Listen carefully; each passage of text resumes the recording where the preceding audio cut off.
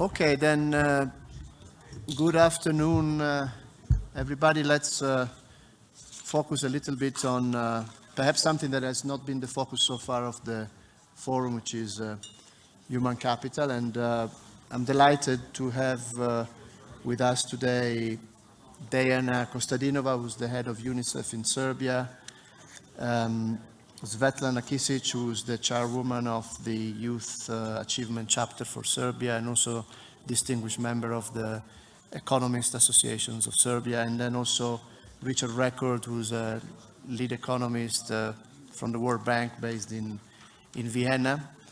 And I was trying to think a little bit about the introduction for this panel and picking up some of the topics that have been discussed in the past few days. And in fact, on Sunday, we had a panel on, I think, the future of the macroeconomic future of the Western Balkans. And Richard, you started off with this idea of convergence and how long will it take to Serbia to converge with the per capita income level of the EU. And if we take an average growth rate of, let's say, 2.6 to 3%, which is the pre-COVID average growth rate of Serbia for the past decade, then we know that Serbia will converge with the EU in 60 years.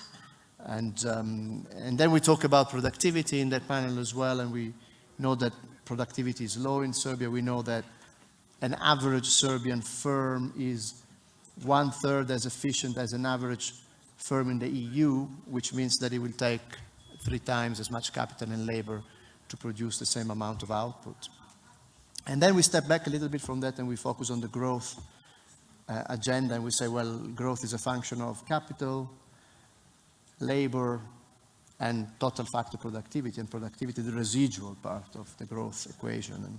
And today we focus on the L, which is labor, and I want to ask, which basically speaks to the quality of your labor, of human capital, and I want to ask our panelists to reflect a little bit on human capital and how can that human capital help with the convergence of Serbia with the living standard in the EU, and where, certainly there has been some progress, but also some room for improvement. So I will start with Richard, and then perhaps asking you, Richard, to reflect a little bit on the impact of the quality of human capital on long-term growth in general, and then in particular how this applies to Serbia. How can Serbia improve its stagnant productivity? Then we will move to Dejana and Svetlana. So over to you. Great, thank you. Thanks, Nicola. And it's very nice to be on this panel this afternoon as well. So yeah, as you mentioned, Nicola, over on Sunday evening, we talked a little bit in macroeconomic terms about, what does it take to drive growth in Serbia and to drive growth faster. And we talked about how that requires a mixture of more investment, principally private and public investment, getting a higher return on fundamentally what is Serbia's natural resource, it's its people, so getting the highest return on that, and then sort of productivity and technical efficiency. But as you said, we're going to sort of dig deeper a little bit on the labor aspect. And maybe it's useful to think in 3 dimensions, right? So firstly, what is the quantity, what is the quality, and what's the efficiency? So let's start with the quantity. As I think we mentioned already, labor force participation in Serbia is around 60%. That means about 60% of people who are age 15 to 64 who want to work have a job. It's about 10% lower than the EU, and so essentially that's a kind of opportunity cost. If it was higher, Serbia would be doing even better. There's also, as we mentioned before, a big gap between men and women.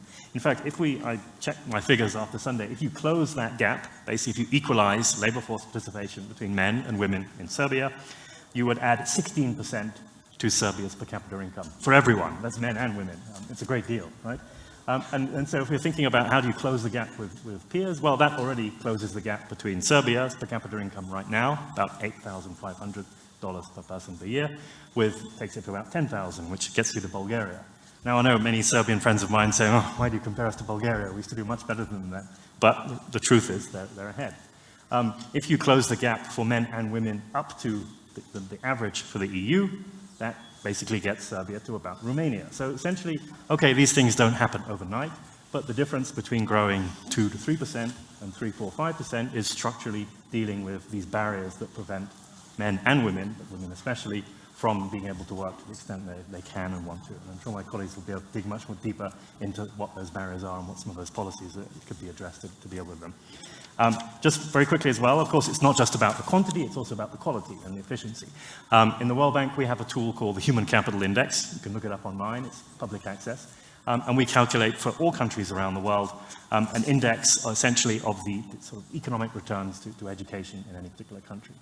And Serbia's challenge is not, in some countries of the world where the World Bank works, the issue is people don't go to school for long enough. The average number of schooling for the average person who starts school age 5 right now, I think is 13.4.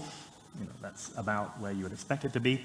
But if you do what we call a quality adjustment, that means if you compare the quality of educational attainment with the frontier, and the frontier is usually somewhere like Finland or Estonia, depending on the year, you find that that number of schooling gets adjusted downwards to what we had as 9.8 years.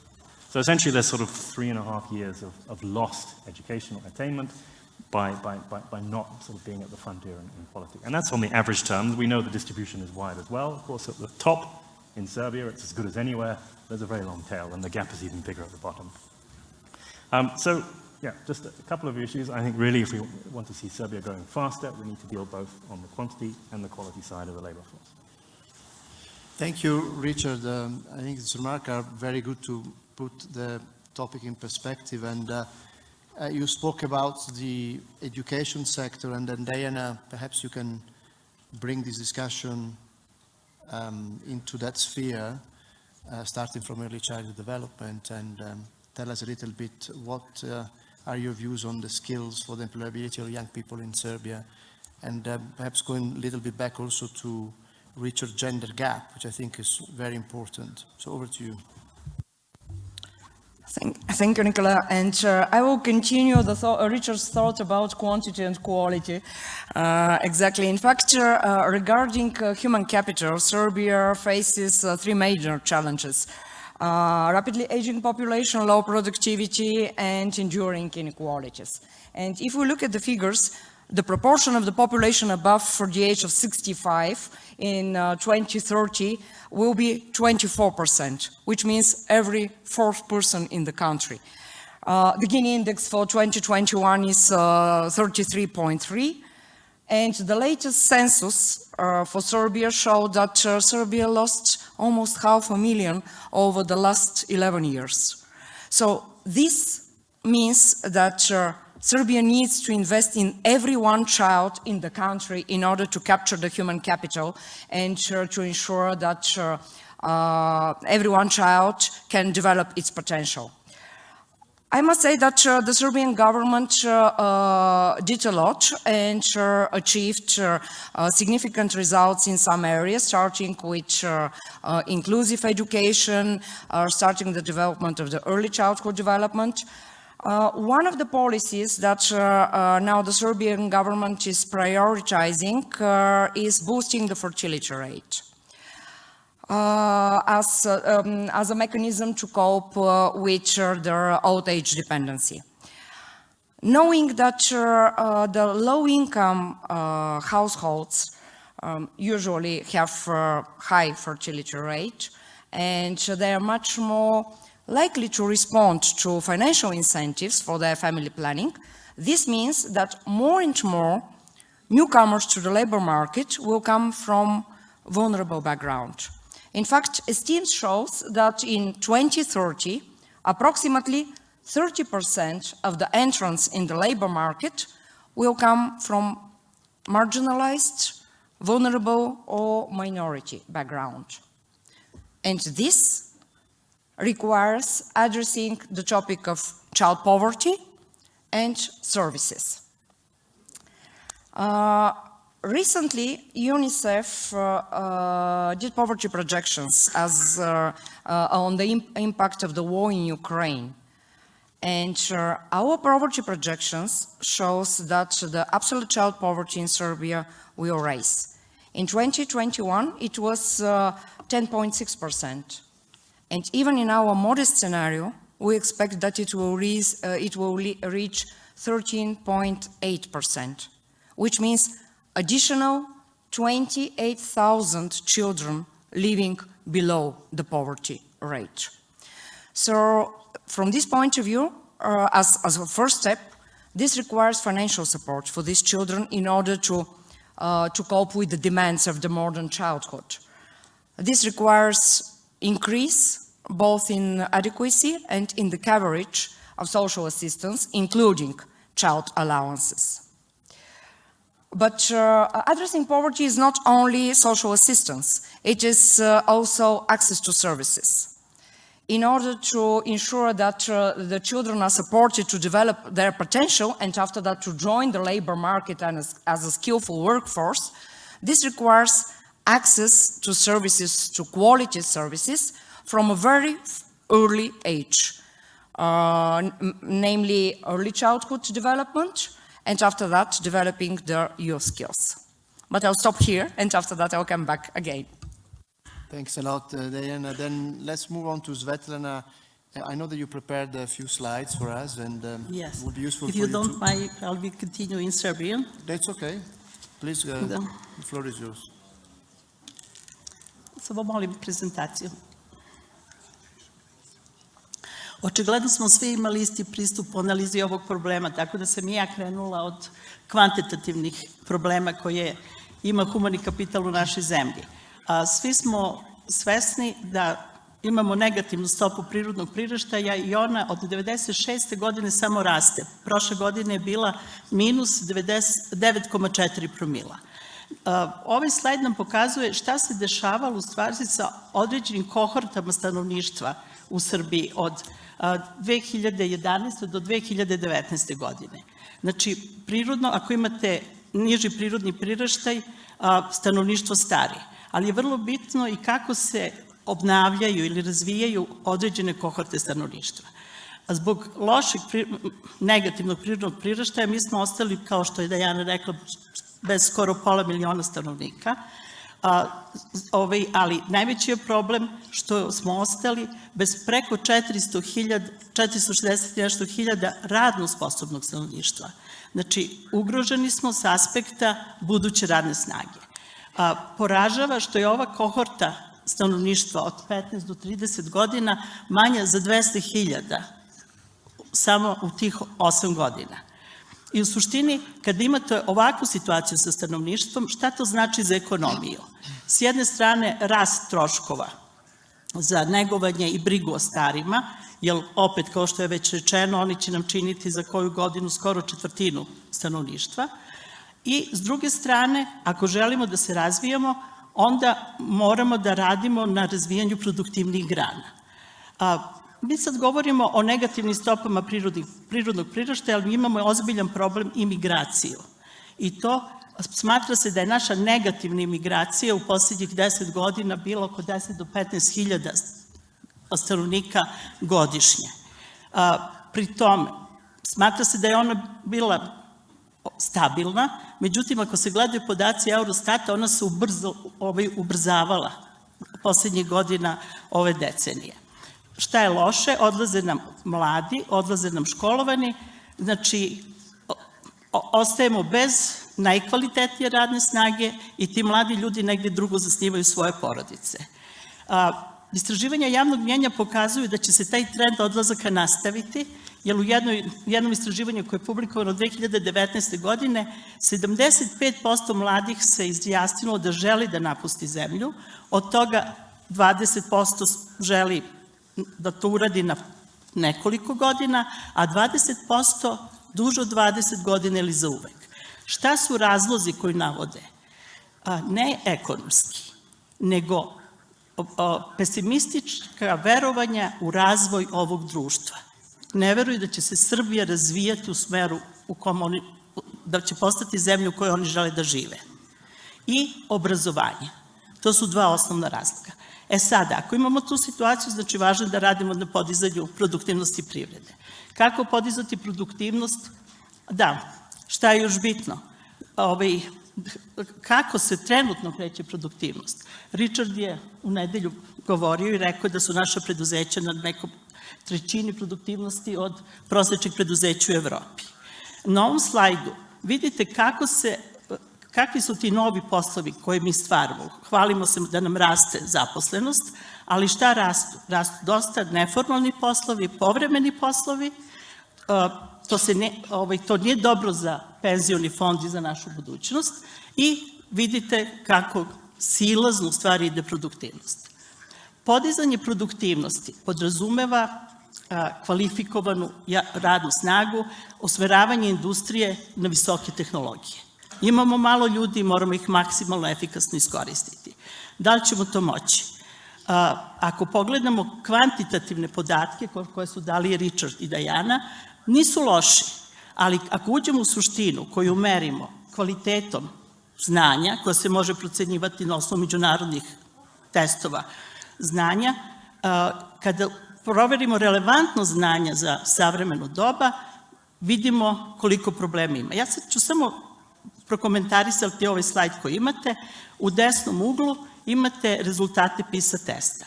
Naši učenici su na svakom od PISA testova ostvarili oko 430 do 440 i nešto poena.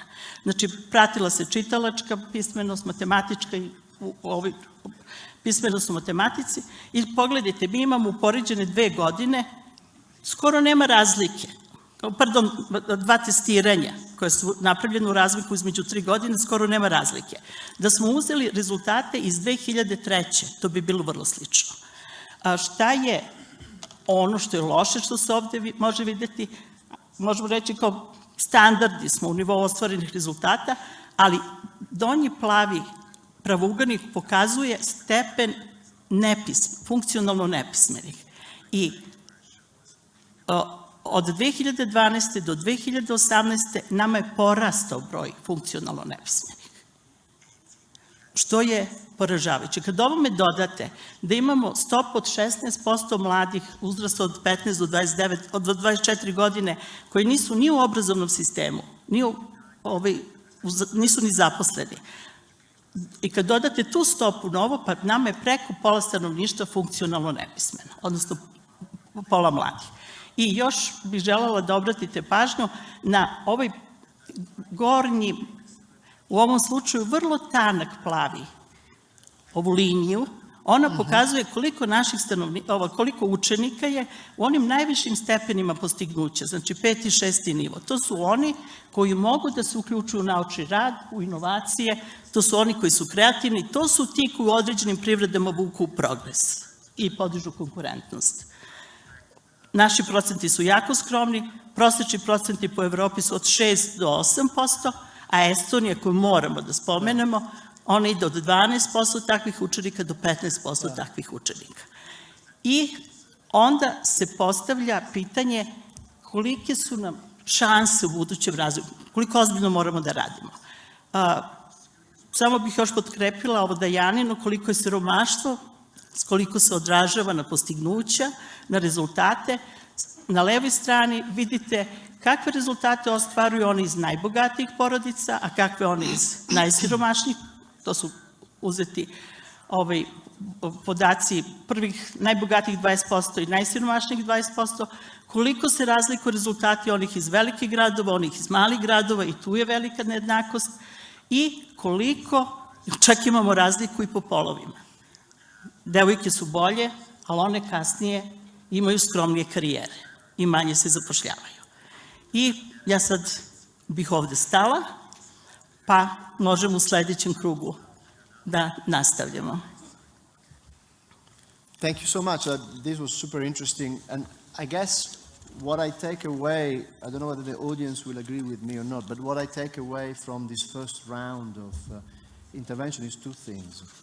The first thing is that Serbia is not using in full its human capital that it has at its disposal right now, because we saw that if we close a gender gap or if we do better in ensuring that children from the poorest segments of the population or belonging to minorities are included in the education sector, then there is a lot of room for improvement that can be achieved with domestic policies.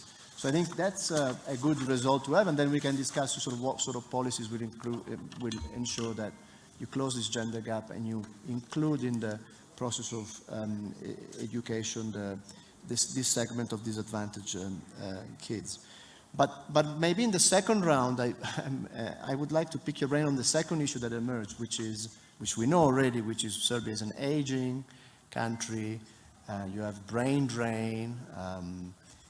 There is emigration outside of Serbia, and to an extent, I mean, you know, there was a panel just before this one. I don't know whether some of you were here, and they were asking the Irish panelists, you know, Ireland had a brain drain, and then they managed to reverse that. And what did Ireland did? You know, what was the secret there?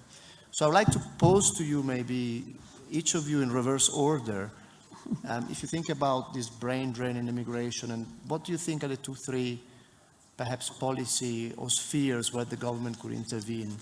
I'm not sure whether it's possible to reverse it or stop it, but at least to encourage people to remain in Serbia. Of course, a corollary to that we also discussed, Alexander Vlahovic mentioned in his public address in the inauguration, we discussed it also on Sunday, is that, which is linked a little bit to this brain drain and immigration, is that domestic investment is not forthcoming in Serbia. I mean, Serbia has been relatively successful, or quite successful, in attracting foreign direct investment, less so in the mobilization of domestic investment. So perhaps these two things are also linked. So maybe let's go in reverse order. Then Svetlana, yeah. Hvala. How do you deal with brain drain and immigration? Ja sam mislila da sam počet ću od prve rečenice. Koliko koristimo potencijal koji imamo? Ovde su dati indeksi humanog kapitala od 2010.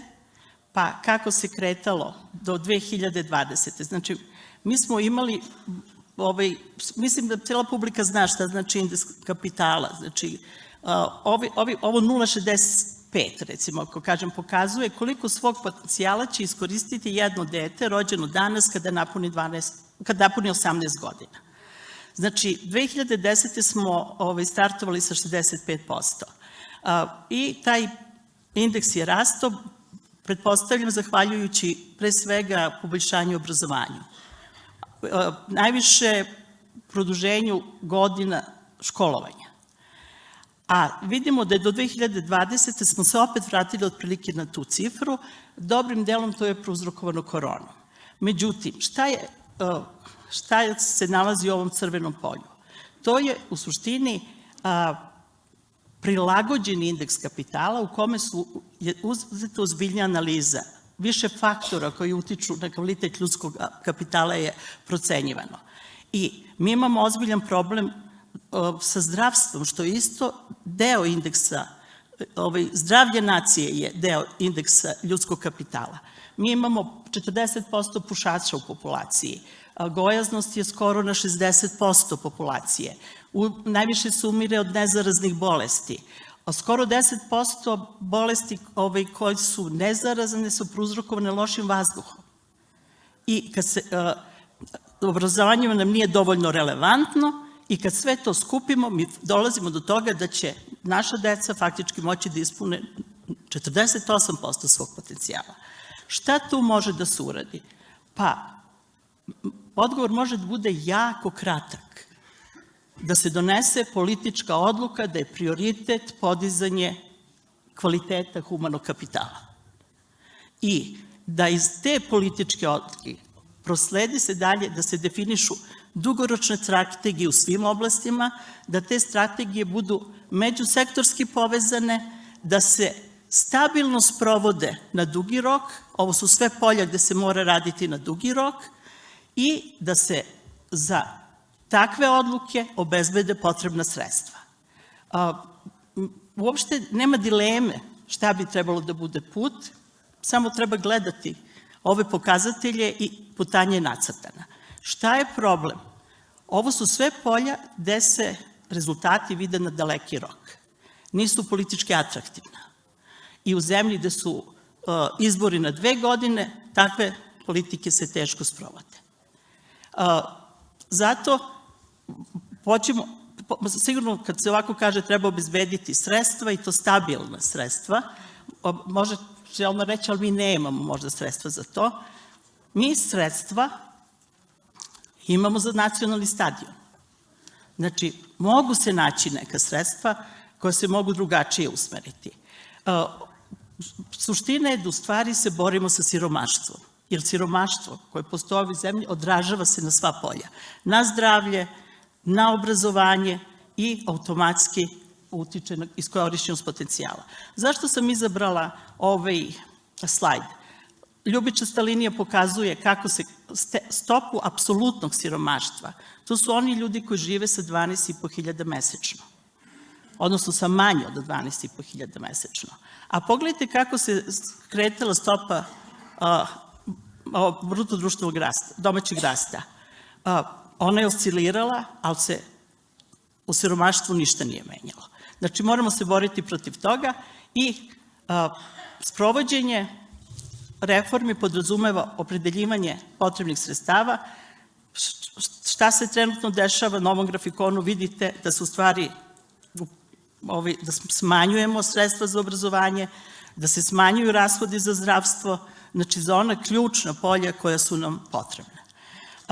Politike bi bilo vrlo jednostavne, sad bi mogli da idemo po sektorima, šta uraditi u obrazovanju, šta uraditi u zdravstvu. Ako imam minut vremena, sigurno bi u obrazovanju trebalo raditi pre svega na podizanju, prvo povećati ulaganja koja bi omogućila bolje obuke nastavnika i poboljšanje njihovog i materijalnog i društvenog položaja, raditi na poboljšanje programa da se poveća relevantnost obrazovanja, uraditi nešto što može u kratkom roku da daje rezultate, raditi na razvoju neformalnog obrazovanja i sve su tu efekti koji se mogu kumulirati.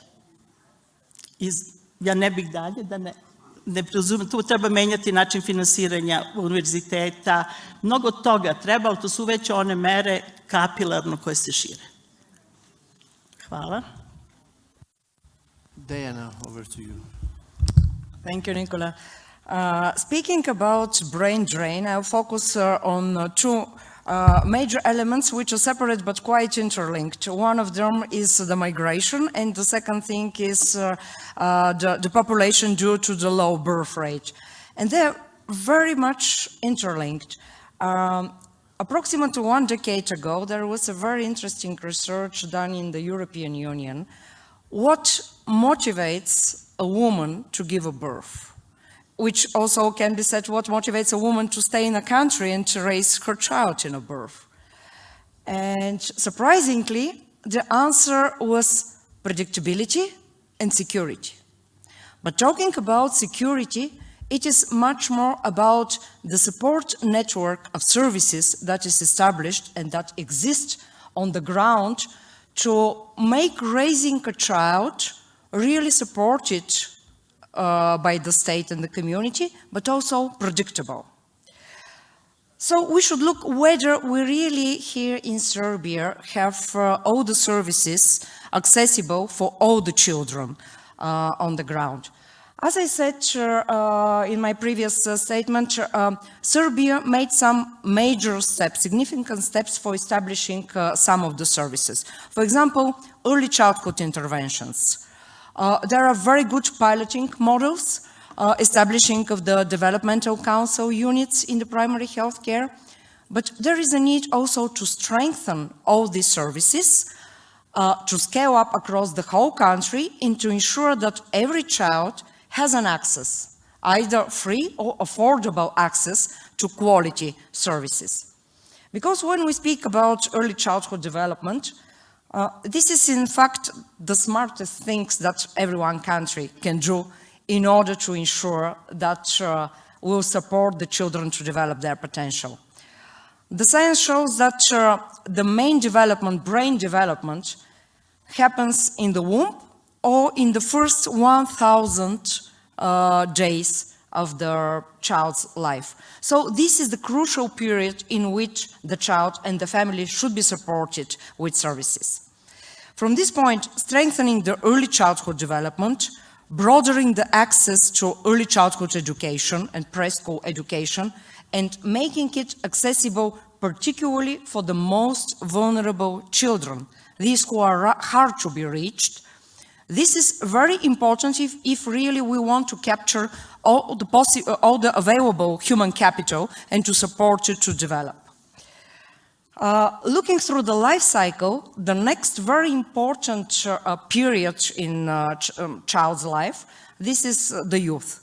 So developing in the youth the skills that are needed for the labor market is really crucial. The education system should support building solid foundation, but also soft skills and technical skills. If this is not a priority, soon the Serbian business will experience a shortage of skillful labor force. And we know that according to the statistic now, the young people between the age of 15 and 24, 16.4% of them are neither in education, nor in training, nor in employment. And I really hope, I must say that over the past years, an improvement could be seen on the ground of the transition between the school and the labor market. There were some significant steps done, but still there is need for improvement. And I hope that the European program Youth Guarantee that the Serbian government committed to will help in this direction to ensure smoothly this transition.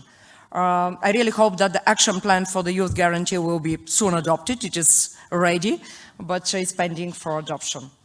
And one last point I want to make, this is also the investment in the health sector, particularly when it comes about primary health care. Because when we speak about early childhood development and early childhood intervention, it is cross-sectoral. It includes the social protection system, it includes the education, it includes the healthcare. And the primary health care is a very significant partner in this. So we should ensure that the primary health care is strengthened and it is able to reach the most difficult to be reached, including through immunization. We know that during COVID, the routine immunization rate dropped down in many countries, including in Serbia.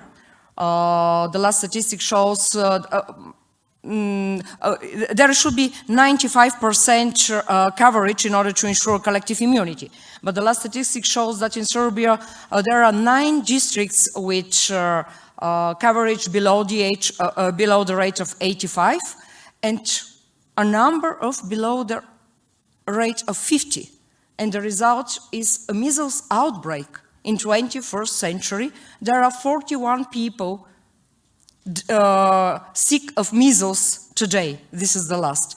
So this cross-sectoral approach, investing in different areas, is really very important in order to support the children to get into the education system later.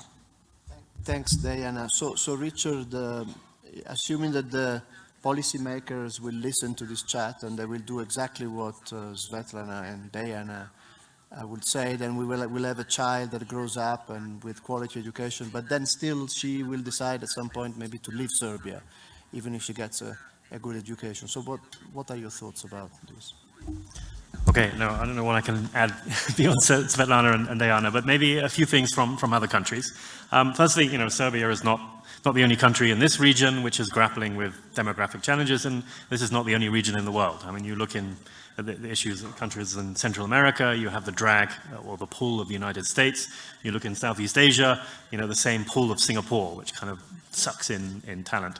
And firstly, I mean, migration doesn't have to be all bad. There are potentially positives. I mean, there are remittances, and often most excitingly, if people leave and then they come back and they bring ideas, technology, connections, partnerships.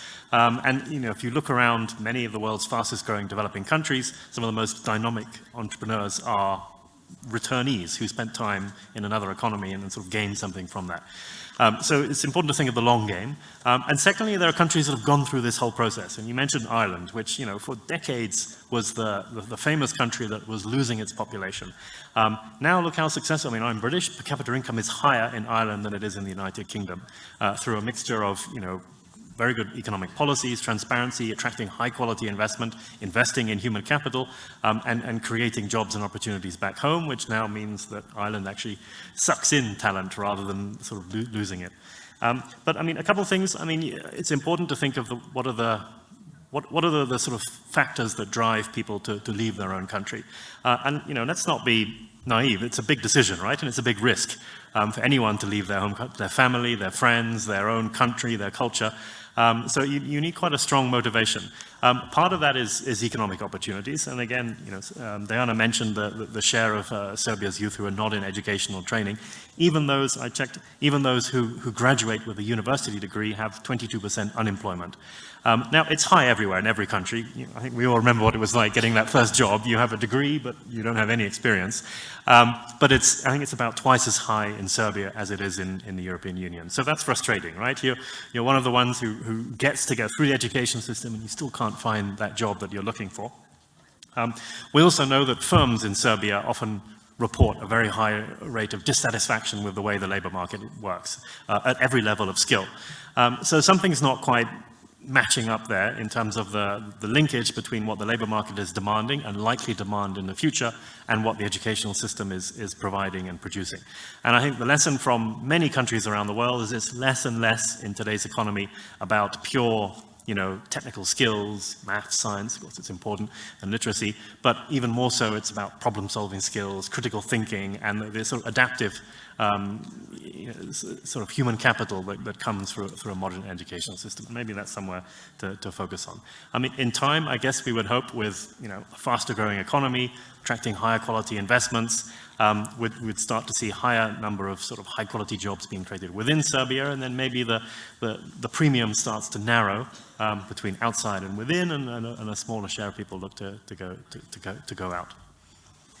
Thanks a lot. That was very useful. And we have about half an hour left, and I think it would be nice to take some questions from the audience, but perhaps a round, quick last round, focusing on exactly the points that you were raising at the end of your intervention, this mismatch between labor market and the education system. Some firms, as you say, are complaining that the right skills are not in place. So what are your quick thoughts on this particular aspect? We start maybe, let's go with Svetlana first, and then Dejan, and then Richard.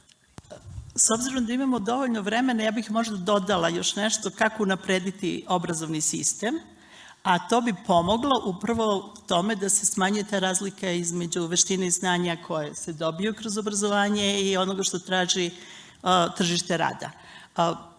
Jedna od stvari koja bi svakako trebalo da se uradi je merenje kvaliteta rada u školama. Vi ne možete ništa menjati ukoliko nemate repere gde ste i šta raditi dalje. I to nekako kod nas izostaje. Mi menjamo strategije. Te strategije su obrazovanja i te strategije su često dobro napisane, ali se relativno teško sprovode i ne sprovode se ni u značajnim procentima. I zato svakako bi trebalo recimo uvesti taj instrument merenja kvaliteta. Zatim, šta je jako važno? Promeniti strukturu srednje škole u našem društvu. U Srbiji je preko 70 škola srednjih se odnosi na srednje stručno obrazovanje. U Evropi je oko 40% škola usmereno na srednje stručno obrazovanje. PISA test pokazuje da su učenici, konkretno u Srbiji, za 80 poena bili slabiji iz škola srednjeg stručnog obrazovanja nego iz gimnazija, a da bi imali reper, šta znači tih 80 poena? 40 poena znači 1 godinu školovanja efektivno. I uopšte kad se gledaju oni naši poeni na PISA testu, mi smo za svim zemljama OECD-a otprilike u efektivnom učenju 1 godinu iza. A opet, procenjuje se da 60 poena na PISA testu korelira sa 1% rasta bruto društvenog proizvoda. Znači, dosta toga treba uraditi u obrazovanju i s obzirom pošto je obrazovni sistem po svojoj prirodi usporeno, ne može pratiti tu dinamiku koju namiču zahtevi tržišta rada za veštinama, treba pristupiti pomoćnim sredstvima, a pomoćna sredstva su neformalno obrazovanje. Znači, razni projekti, programi, radionice, takmičenja gde učenici razvijaju svoje veštine. Prvo, upoznaju se sa svojim potencijalima i upravo razvijaju analitičko, kritičko mišljenje, kreativnost, inovativnost, preduzetništvo, sve ono što je potrebno danas. Takvi programi postoje. Jedan od najboljih primjera svetske prakse je program Junior Achievement, učenička kompanija koji je višestruko ispitivan, procenjen i znaju mu se rezultati. Znači, takve stvari treba omasoviti i dobit će se efektivno. I s druge strane, treba podići vrednovanje obrazovanja u društvu, a to se opet postiže tako što da bi bili na nekom radnom mestu morate imati dobre kvalifikacije i veštine koje zahteva to radno mesto. Kod nas je velika razlika, ja sad imam gomilu podataka, pošto je to polje kojim se pasionirano bavim, ali mislim da, ne znam, ne bi žela vam potroši vreme. Certainly you're not wasting our time. On the contrary. Diana, over to you and then Richard. Then let's also hear from the audience. So, Nicola, regarding this mismatch, in fact, this requires to continue the whole reform in the education. Serbia invested a lot and UNICEF supported the preschool education reform, but this should be continued with the primary and the secondary education after that. There are some important steps done, and this is one of the priority of the government now. The dual education will ensure can ensure that the children have the skills that are needed for the labor market. But it's not enough. There is really a need of significant investments, because everyone reform requires significant investments. And regarding the human capital development sectors, they require a lot of investments. The recent review, human capital review that we did together, UNICEF and the World Bank, in fact showed that there is a decline in the public expenditures in the human capital development sectors. Just to give you an example, in the education, the spendings in the education has fallen from 4.6% of GDP in 2009 to 4% in 2019. And it's the same when we speak about the social assistance, for example, from 2.07% of GDP in 2009 to 1.96% in 2018. These areas are very depending on public expenditures, and there is a need of increase of the public expenditure. Of course, exactly at this moment, with the ongoing economic crisis, it will be very difficult to increase the public expenditures, but at least we should ensure that we keep the current level, and there is a very adequate reprioritization with a focus on closing the equity gap in order to capture these hard-to-be-reached children who, in fact, will be the 30%, as I said, of the new entrants in the labor market. And one a little bit different point when it comes about mismatch, and also Richard mentioned about disappointment. Also, the business has a very important role to play because the business can support its workers and to ensure that the business is implementing child-friendly policies. What does this mean? By definition, child-friendly policy means that the parents can combine family and professional life. This is the work-life balance, with 3 types of essential resources needed for the caregivers to support their children. And these are time, finance, and services.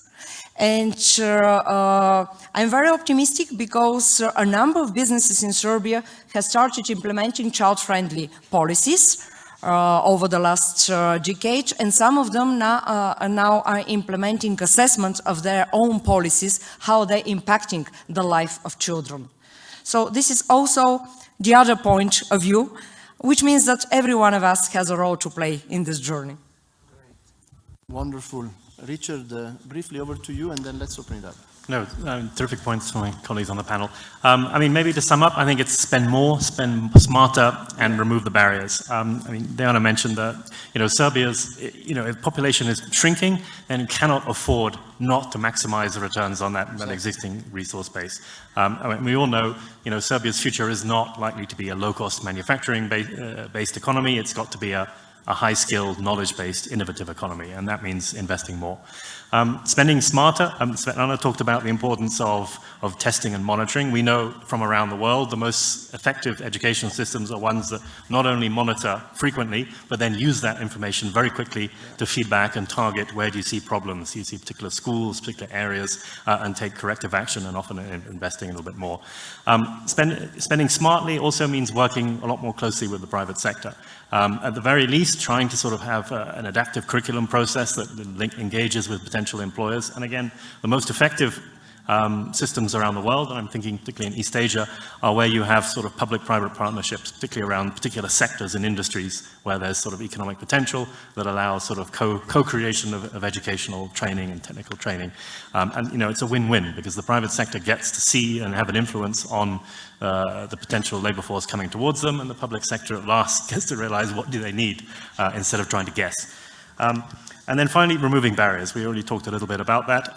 Not only do we know that there are barriers with childcare, but if Serbia is an aging population, we know history of the world the burden of elder care tends to fall on women. And so unless there's, careful thinking about how do you balance some of those barriers that prevent people who have home-based, unpaid family responsibilities from balancing those with employment and income-generating opportunities outside the household, then we're never going to get the highest possible return on Serbia's natural resource. Wonderful.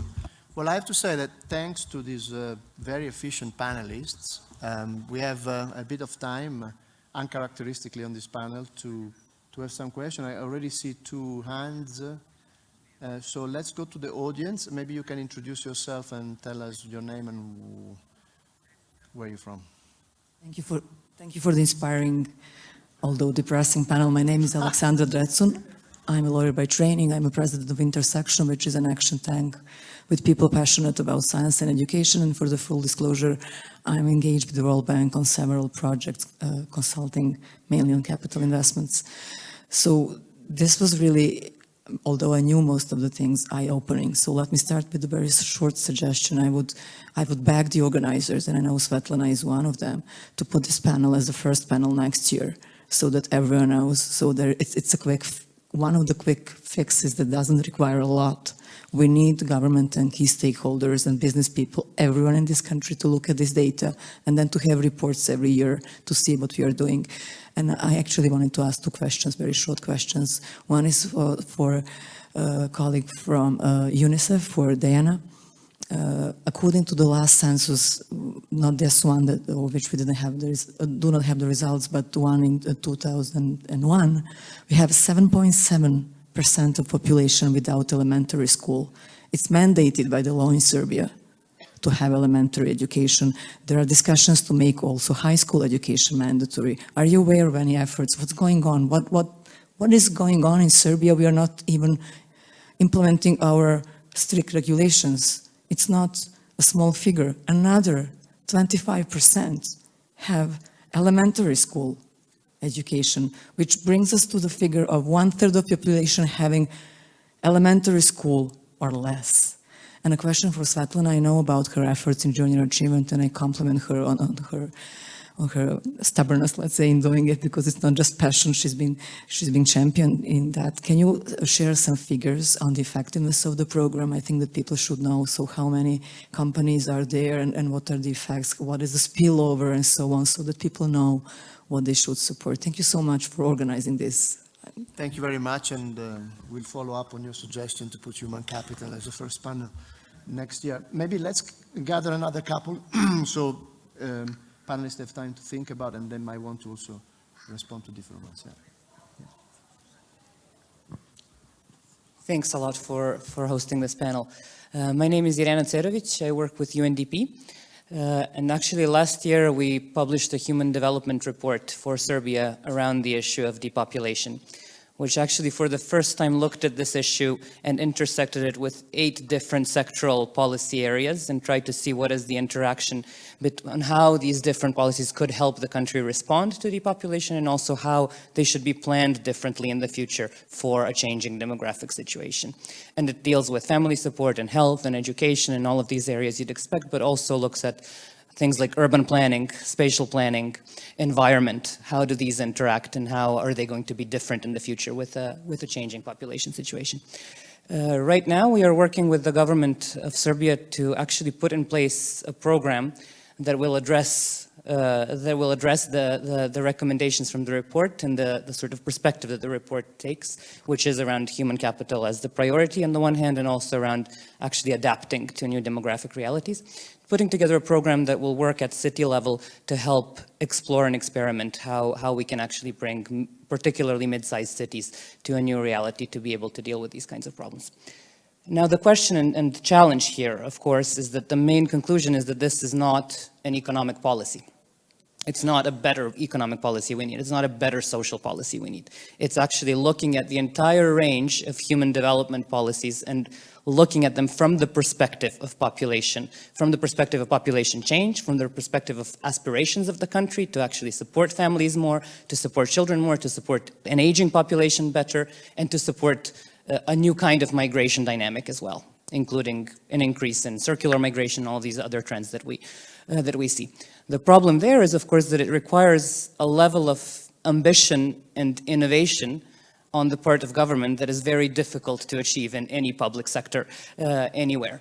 So it needs a degree of coordination and appetite for exploration, experimentation on the ground that is not very typically found in governments. And we hear from other governments, including in Western Europe, who are trying to think of their population policies in new ways and reaching out and saying, well, you know, whatever you learn in Serbia, let's see how we can build on that as well. So the question is, you know, what advice would you give to a government that was ready to take this kind of ambitious step and to say, okay, we will prioritize this, and we're not going to look at, you know, this much in education and this much in social, which all of these are, you know, incredibly important areas that need. How do we link it together, and how can we experiment, and how can we, as development partners for the government, actually help them do that better? Thanks. And then let's take a further one here in the front. Dobar dan. Jel može na srpskom? Darko Budić, preduzeće BAK. Moje pitanje je prosto. Imamo preko 100.000 zaposlenih u Nemačko, ajde da kažemo, iz DAH regije investitora u Srbiji. I 95% njih su zadovoljni. Znači, cifra je velika, uzorak je veliki, a oni su u 95% slučajeva zadovoljni. Kako to objašnjavate?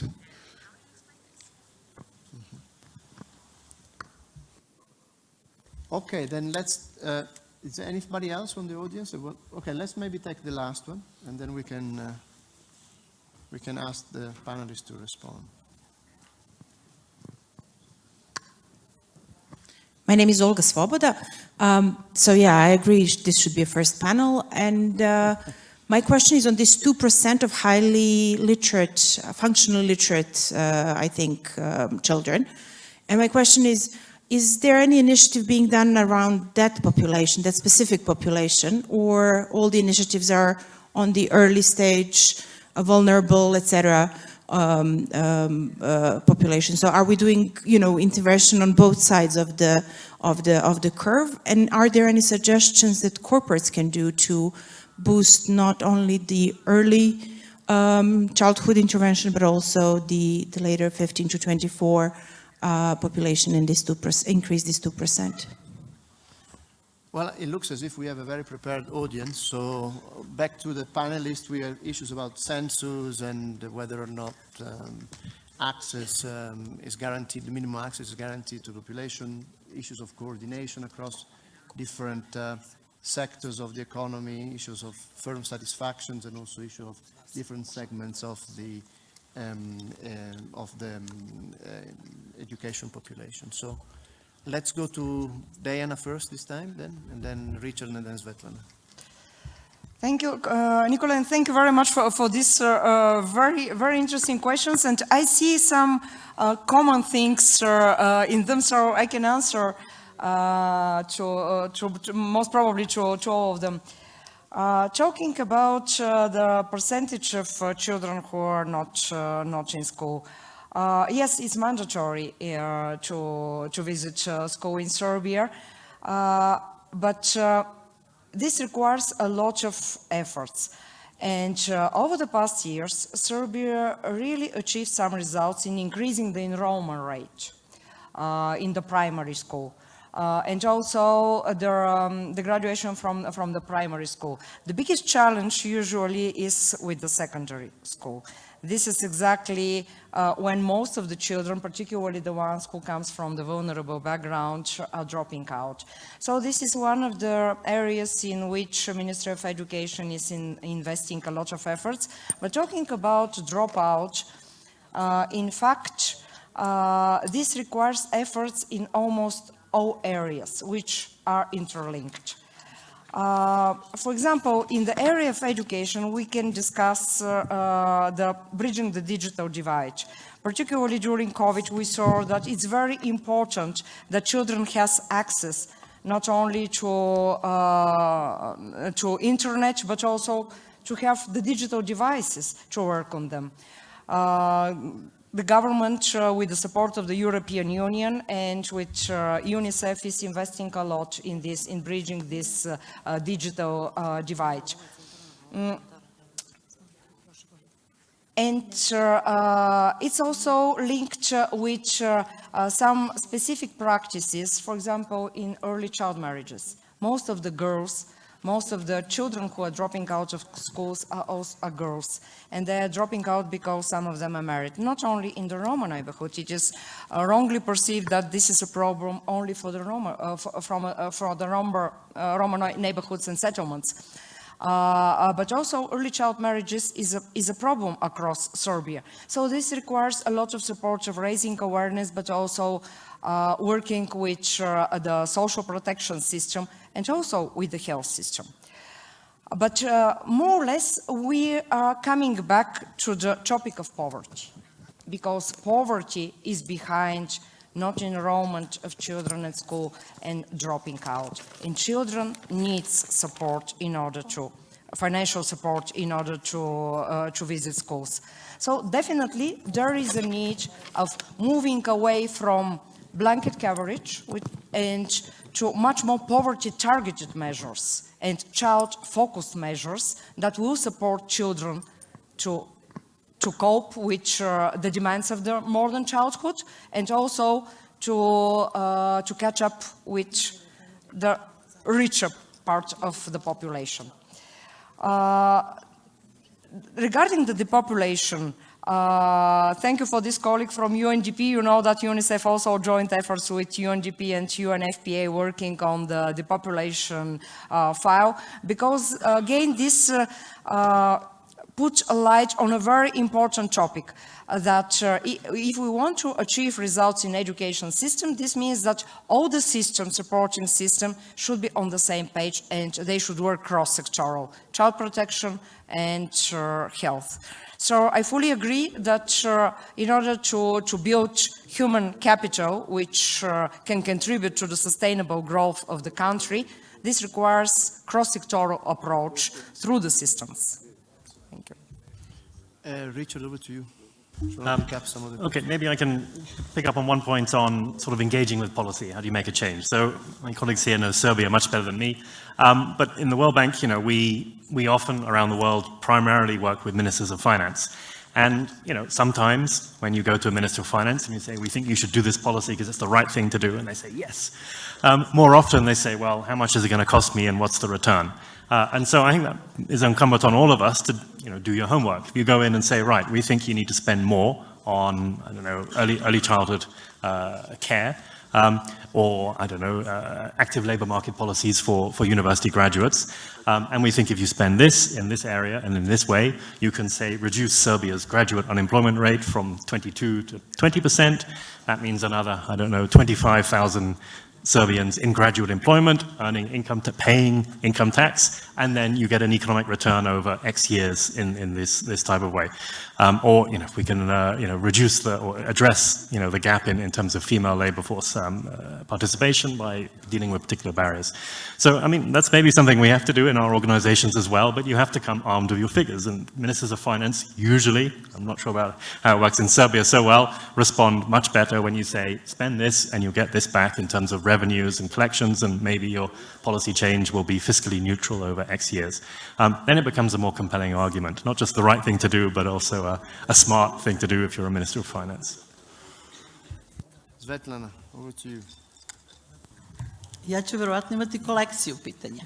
Kad You gledam can šta je sve- decide whichever you want to pick up. Ne, from all this. sa zadovoljstvom sve što mogu ću odgovoriti. Jedno od prvih pitanja, više konstatacije je bilo zašto ovaj panel nije prvog dana i početni, nego je u ovom terminu. Ovo je apsolutno izuzetno važna i bitna tema i ako slušate panele redovno, skoro nema panela da se ne pojavi obrazovanje kao problem ili kao tema o kojoj se priča ili sugestija vezana za obrazovanje. Ali zašto nije prva? Pa možemo to stavljati u vremenski horizont, možda prvo pričamo o onom u nekom stanju zemlje, gde smo, šta smo, a možda i da dobijemo malo svetlije podatke, da odmah ne počnemo sa negativnim osjećanjima. Ako gledate kako nam je ipak solidna stopa rasta, kako ipak imamo velike rezerve, kako su se ipak desile dobre stvari, onda valjda to bolje malo za start. A gledat ćemo da obezbedimo malo bolji, u stvari ovde si ne znam šta je bolji termin. Dođu ljudi koji žele da slušaju, ali možda bar prvog dana. Demokratija je na ovom skupu uvek. To je jedno od osnovnih pravila. Druga stvar koja je postavljena, efekti programa Junior Achievement na kom radim. Ja sam u diskusiji rekla da je vrlo važno da pojačamo obrazovni sistem. Po definiciji on ne može sve da uradi. Ako pogledate dokumenta Evropske komisije, svuda se objašnjava koliko se mora raditi na preduzetničkom obrazovanju, ali ne na preduzetničkom obrazovanju da bi svi postali preduzetnici, jer to nije moguće, već se kod preduzetničke kompetencije koje daje ta vrsta obrazovanja razvija sve one veštine i stavovi znanja koje su potrebne gde se pojavljuje najveći gap. I program učenička kompanija koju sprovodi Junior Achievement je u tim dokumentima obavezan program za sve zemlje koje nemaju neki drugo vežbanje preduzetničkih kompetencija u okviru projektno, znači treba se učiti iskustveno. Znači nije samo bitno staviti materijal u, program koji treba da se savlada, nego metodološki posmatrati šta dete u tom uzrastu može da savlada i na koji način će to najbolje uraditi. I mislim da je ozbiljna mana našeg obrazovnog sistema, koji u suštini daje dobra bazična znanja u tome što nije prilagođen metod rada dovoljno uzrastu, što se nije razmišljalo u kom, kada i kako nešto ispredavati. Da mogu dati primer, određeni programski jezici su ubačeni za 6. osnovne. To je uzrast od 10-11 godina. Apstraktno mišljenje kod dece se razvija tek posle 11. godine. I vi ga terate da uči nešto što ne može dobro da savlada, što kod deteta stvara inhibiciju i otpor prema tome, a ne usavršava ga i daje mu veštine. Znači, o svemu tome treba da se misli. I Junior Achievement u Srbiji postoji, razvija se, mogo bi mnogo više i bolje da se razvija, ali poslovna zajednica, mislim da u velikom procentu još nije svesna svoje aktivne uloge u procesu obrazovanja. Dobili smo pitanje, Darko je postavio pitanje, ima 100.000 radnika zaposlenih u stranim kompanijama i oni su zadovoljni. Ne znam ko je zadovoljan, vlasnici kompanije ili radnici? I investitori. Da, sad, prvo i naši radnici vole da rade u stranim kompanijama zbog mnogo razloga i te kompanije su povukle naše najbolje radnike. Nemamo mi situaciju da nemamo uopšte dobre radnike, nego ih nemamo dovoljno. I šta kompanije isto rade? Obezbeđuju obuke, 80% kompanija se izjasnilo da obezbeđuju obuke za svoje radnike, ali šta to znači za kompaniju? Novi trošak i gubljenje vremena. On nekog plaća i obučava ga, a ne koristi ga. I zato je mnogo važnije podići obrazovni sistem, znači taj, kad kažem obrazovni sistem, formalni, neformalni, postoji ono što je informalno učenje, napraviti simbiozu svega toga i to će dati rezultate. I nekako da sumiramo nešto što je Richard govorio i Diana i sve, ako želimo neke stvari da efikasnije rešavamo, da budemo svesni da u narednim godinama 30% radne snage će naše dolaziti iz osetljivih socijalnih grupa, koja nema dobre uslove za obrazovanje. I, znači, moramo puno raditi na inkluziji i na podršci toj deci, jer na taj način jačamo našu radnu snagu i stvaramo, pomažemo toj deci da izađu iz onog začaranog kruga siromaštva. Njihovi neobrazovani roditelji ne mogu da im daju pomoć. Pokazali smo koliko padaju izdavanja za obrazovanje, padaju državna izdavanja za obrazovanje, ali kad bi se to ubacilo privatno, koliko roditelji plaćaju za obrazovanje, to bi bila linija koja eksponencijalno raste. Zna se da za zdravstvo, gde isto padaju davanja, iz porodičnih budžeta ide 40% tekućih troškova. 70% troškova u zdravstvu je privatno. Dolazimo u situaciju da je tako i obrazovanje. I onda šta radimo sa onom osetljivim socijalnim grupama? Isključujemo iz društva i stvaramo od njih socijalne slučajeve. I opterećujemo fondove. Znači, vrlo ozbiljna međusektorska politika koja će o svemu tome brinuti. I još imamo vremena. Ima još par pitanja. We might have, we have 5 minutes, but I don't think we can take 5 questions. So maybe somebody who hasn't spoken yet. There is one there, and gentleman behind. So maybe let's take 2 burning questions. Možemo na srpskom.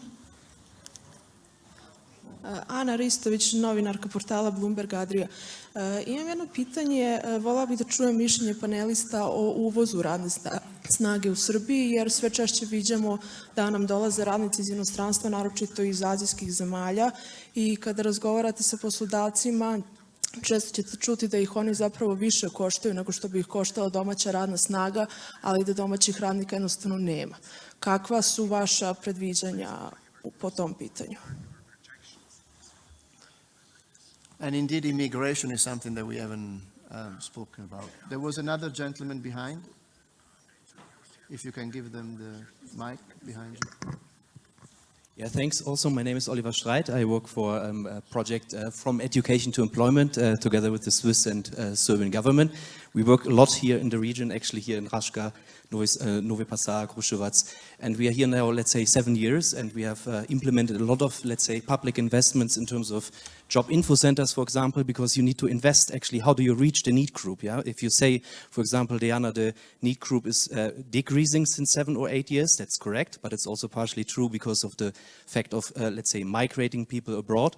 What is for me a bit more worrying, maybe also Richard, and I like also the attitude of making actually awareness. I'm not so sure if so many politicians basically are here, but I think it's quite important to say like, okay, you need to invest in certain things because, you know, for example, the NISITSE, which is the National Employment Center, is at the moment basically monopolizing the right basically to give career guidance, you know, to youngsters. So basically there's a strong need I think in the Serbian, let's say, system that certain investments are getting taken up. And I'm just wondering, maybe Richard, to you now the question, how do you actually counteract the gender gap? For example, 7 years ago when I came to Serbia, it was much more lower, 8% lower. Just because of the time, you ask your question. So the question is, on the gender gap. What do you do in the gender wage gap, you know, to counteract, and how do you actually convey the message to maybe the politicians? Yeah. Okay, back. We have 3.5. Any other burning question? Otherwise, there is a question on immigration and a question on gender gap. Please, how do you close the gender gap, and then a question on import of labor from Asian countries. Okay, I'm sure my colleagues will be able to answer, give their views as well. I mean, maybe experiences from other countries. Well, firstly, remove barriers. And in fact, again, when we look at the Human Capital Index, we know that girls perform better than boys in schools in Serbia, as in many other countries. The challenge then is what happens in the labor market. So transparency, publication of wages, of information helps. Sometimes active policies from governments at the top in terms of equality at boards, in positions of leadership and responsibility. And then doing everything you can to remove barriers that prevent women from staying in the labor market. I think, again, in many countries what we see is that men and women enter the labor market at the same rate, but then women leave, often for family and caregiving reasons, and then struggle to get back in or get back into the types of employment that they want and consistent with all of the responsibilities. So the more that we can reduce barriers, and sometimes it means public investment in subsidizing of childcare and other things. Final point, it's not that Serbia is doing badly. Serbia isn't. Serbia is doing well, but it could do better and it should do better. And so I think that's perhaps the spirit of maybe this panel, and particularly when we know the future of the Serbian economy has got to be one that's knowledge-based. Anything else from you guys? Yeah? No? On migration? No. Okay, then Ja bih samo I'm afraid. ako mogu da se osvrnem na ovaj gender gap koji postoji. U suštini, šta možemo u našem društvu da konstatujem? Da mi imamo silaznu liniju. Ako se krene od perioda pre 90-ih, pre tranzicije, žene i muškarci su bili s aspekta plata, položaja na radnom mestu prilično izjednačeni. I onda počinje strmoglavo padanje. Šta treba uraditi, kratko da odgovaramo? Faktički, žene su već školovanije. Raditi možda samo još na simulisanju žena da se bave određenim oblastima, da ih je manje, koje su oblasti budućnosti, tu su tehničke nauke uglavnom i prirodne nauke, i pojačati servise.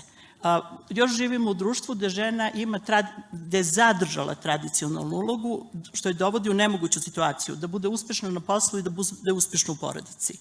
Uz organizaciju svih nivoa servisa, od obdaništa, što je dobro zbog razvoja dece, pa zatim razne uslužne delatnosti, do toga da imate dobrog mehaničara, da ne morate vi da jurite ili da se udate zbog toga,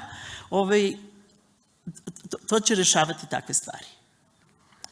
I još jedna stvar da se doda, što smo, mislim, svi rekli, ali da se podcrta, treba početi od obdaništa i pre svega obuhvatiti decu iz siromašnih porodica. Ta deca su obuhvaćena sa 20% iz siromašnih porodica i 94% iz bogatih porodica.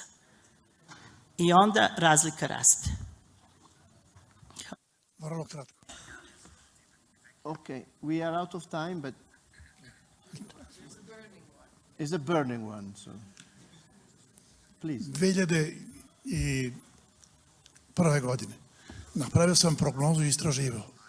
20% će raditi u primarnim delatnostima, a 80% u tercijalnim i sekundarnim delatnostima.